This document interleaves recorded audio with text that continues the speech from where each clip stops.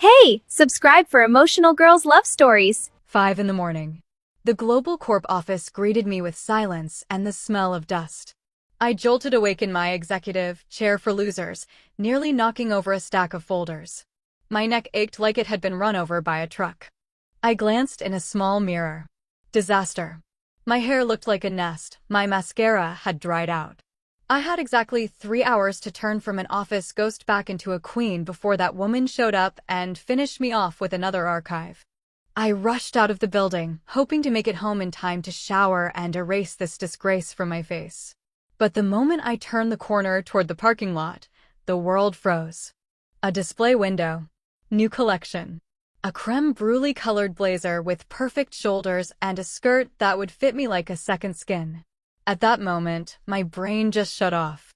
Shopaholic instincts defeated common sense. "Oh yes, baby, come to mama," I purred as I stormed into the boutique. I tried things on, spun in front of the mirror, and felt life returning to me. Who am I to deny myself luxury? Sarah sent money. That means the universe wants me to shine. I tapped my card, heard that magical beep, and walked out with my precious bag, feeling like a winner. The victory lasted exactly until the next traffic light. Stop, that was money for a taxi. And for a hotel. And food. Damn. Damn, Chloe, you idiot! You bought clothes with your last money.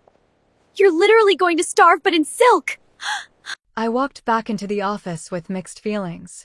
I was 15 minutes late. On one hand, I looked like $1 million, and it gave me confidence.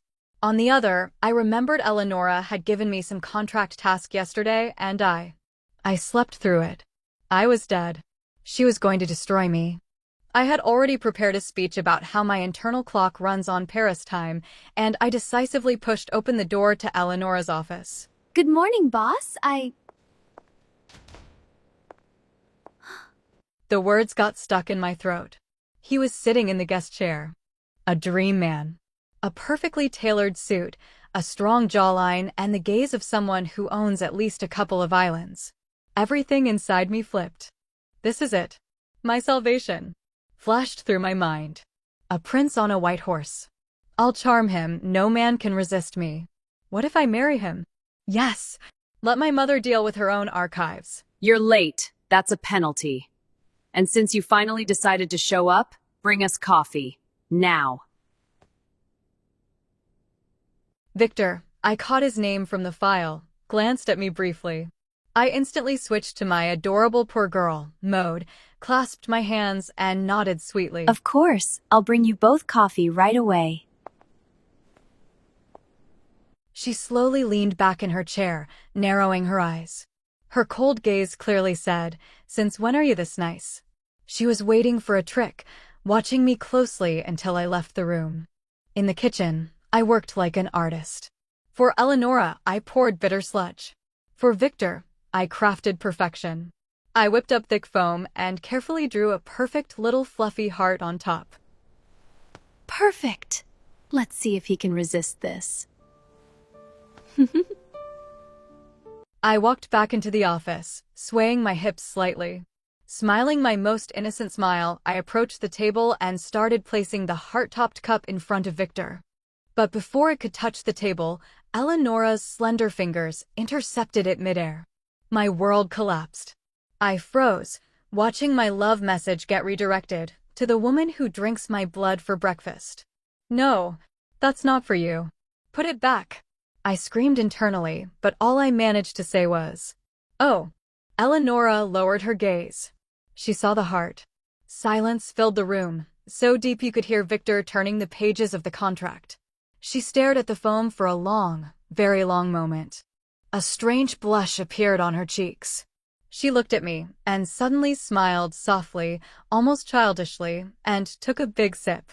There was something so oddly blissful, almost comical on her face, as if I had just given her the entire world. Chloe, that's very nice of you. I can see you're really trying to make up for it.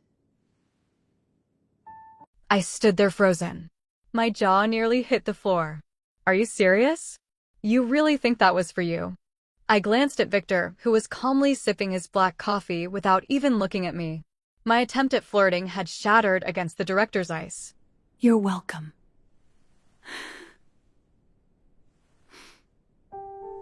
I turned and walked out, feeling her satisfied gaze on my back. Drink, Eleonora, drink! I hope you burst from that almond milk! Universe, why?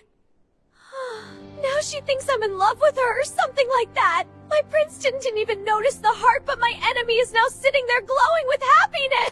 Eleonora quickly returned to her status as the main nightmare of my life. For the rest of the day, she ran me ragged across the floors as if she decided to test my heels for durability. I brought her reports, but instead of a thank you, I only got cold remarks about how my analytical skills were somewhere on the level of a 5-year-old. Redo it. Chloe, did you even study at university, or did you just walk the halls looking pretty? After 3 hours of running around, I felt like one more minute, and I'd collapse right onto that expensive carpet. Waiting for Eleonora to get distracted by a call, I practically deserted to the restroom. Locking myself in a stall, I slid down the door and covered my face with my hands. Just leave me alone, demoness. And then it hit me. I remembered my balance was 0. I had no money for a taxi, no money for food, and my feet burned like I was walking on hot coals. Am I supposed to crawl home on foot across the entire city? That thought was the final drop. Tears burst from my eyes. I sat there in that cramped stall, sobbing, realizing I wouldn't last long like this. At that moment, the restroom door opened. Eleonora walked in, maybe to fix her makeup, or just to escape the endless calls. She stepped up to the mirror, turned on the tap, but the sound of muffled crying and fragments of phrases about damn money and how am I getting home made her freeze. She let out a heavy sigh, staring at the closed stall door. For a brief moment, something flickered in her eyes, something like guilt, mixed with exhaustion.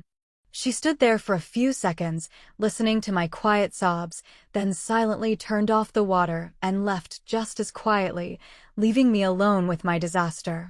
Somehow pulling myself together and covering up the traces of my moment of weakness, I returned to the office, hoping to slip unnoticed to my desk. No such luck. Eleonora was already standing by the office door, fastening a button on her flawless jacket. Have you come to your senses? Good. Get ready. We're going to a private charity reception at the Astoria Hotel. All the key partners of Global Corp will be there. For a second, I lit up. Astoria. Champagne, camera flashes, my kind of people. I'm going with you? As your partner? You're going as my personal assistant. In plain terms, a fetch and carry. You'll stand behind me, hold my tablet, and make sure I always have a fresh drink. And don't you dare try to chat with any of your old acquaintances like some heiress to an empire. Today, you're a shadow, Chloe. She turned and walked toward the elevator, throwing over her shoulder. The car is waiting downstairs. Hurry up unless you want to walk to the Astoria in those heels of yours.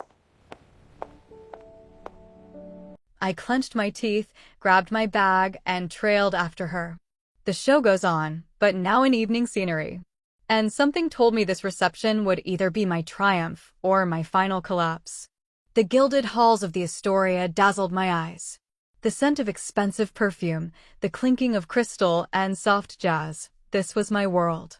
More precisely, a world that had belonged to me by birthright just yesterday, and today had handed me a bill I couldn't pay. I stood 2 steps behind Eleonora, gripping her heavy tablet in my hands. After a full day of running around, my legs weren't just aching, they were begging for mercy. I tried to keep a straight face, but playing the role of a silent shadow was harder than I expected. Thank you for being here. If you'd like to support me, the link is in the description. Oh my God, Chloe? I can't believe my eyes. Tiffany's voice, my best friend from the private club, sounded like metal scraping against glass.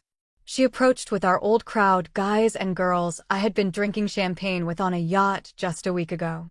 They looked me over without a trace of sympathy. Only predatory curiosity. I heard the rumors, but I didn't believe them. Are you really working now?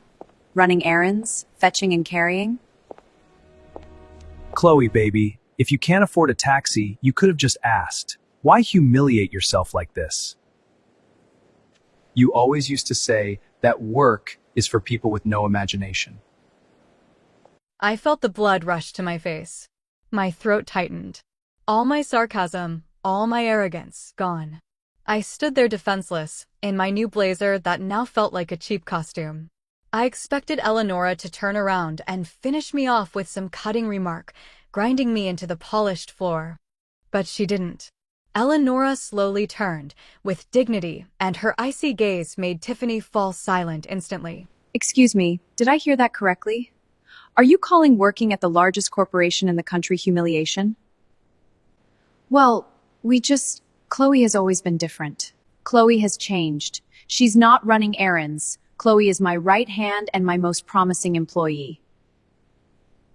And if you think that having intelligence and a strong work ethic is something to be mocked, then I truly feel sorry for your social circle. Come along, Chloe.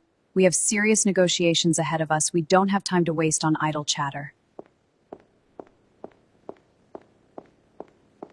I walked after her through the hall, and suddenly my legs stopped hurting. My heart was pounding somewhere in my throat. I looked at her straight back, her perfect posture, and couldn't understand what had just happened.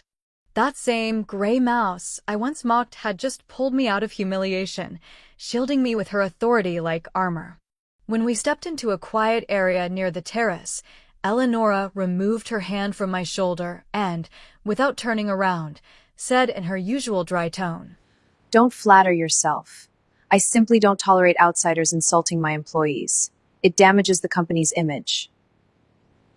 But I saw in the reflection of the window how she adjusted her collar and her fingers trembled ever so slightly. Thank you. I said quietly, and this time there wasn't a trace of sarcasm in my voice. For the first time, I didn't see her as a demon or an enemy. I saw a woman who could be strong enough for two. And damn it, in that moment, she was far more beautiful than any prince on a white horse. The bar at the Astoria was bathed in soft, dim light. The colleagues had long since gone home, leaving just the two of us at the counter. In front of Eleonora stood some complex, transparent cocktail, while I decided I had every right tonight to an unreasonable amount of wine. My head was spinning pleasantly, and my resentment toward the world had melted into a strange, heavy calm. I watched Eleonora's profile and couldn't understand how she could sit so perfectly straight, as if neither the alcohol nor this exhausting day affected her. Eleonora, thank you.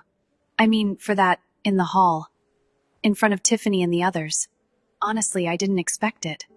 Turns out you're not as much of a demon as I thought.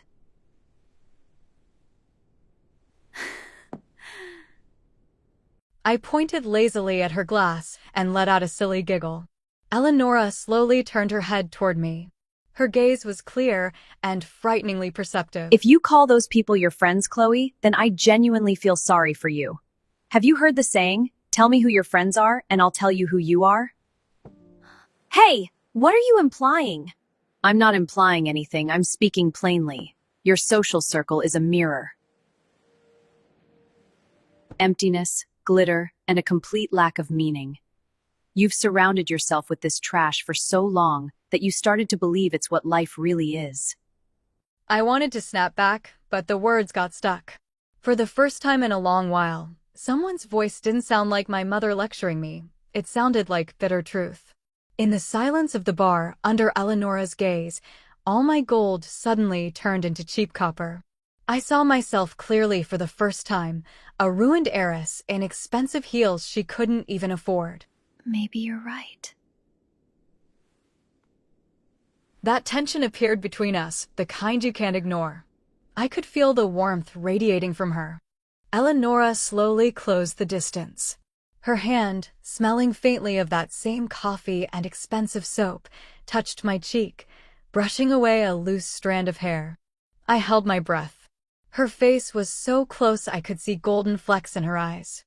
The world narrowed down to this moment. Without thinking, I leaned in, my lips almost touching hers. And suddenly, she froze. I saw something snap in her eyes. A flash, and then it was gone.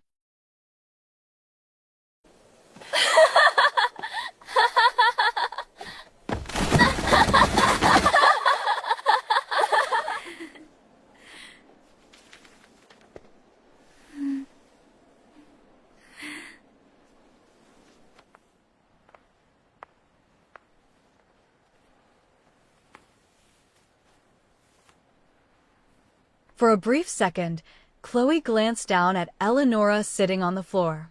Her eyes said it clearly, "You're not even worth a second of my attention." Eleonora pulled away sharply, as if I weren't a person but burning metal.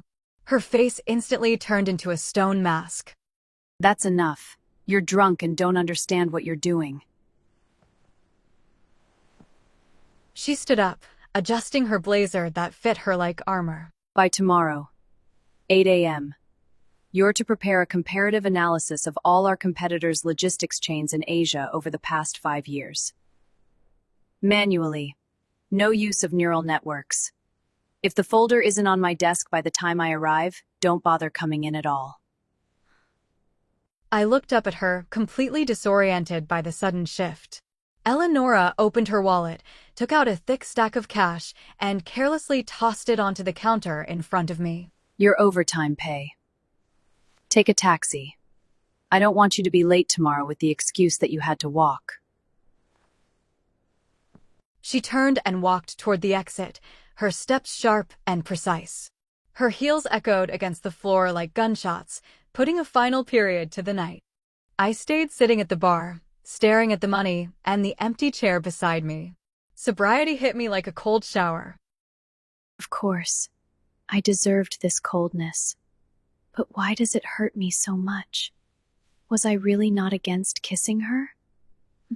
Damn it, it's just the alcohol. I don't like girls. Get a grip, Chloe. She's just too beautiful. That's why you got carried away because of the alcohol. Round 2 ended with my victory in money, but a complete defeat in my soul.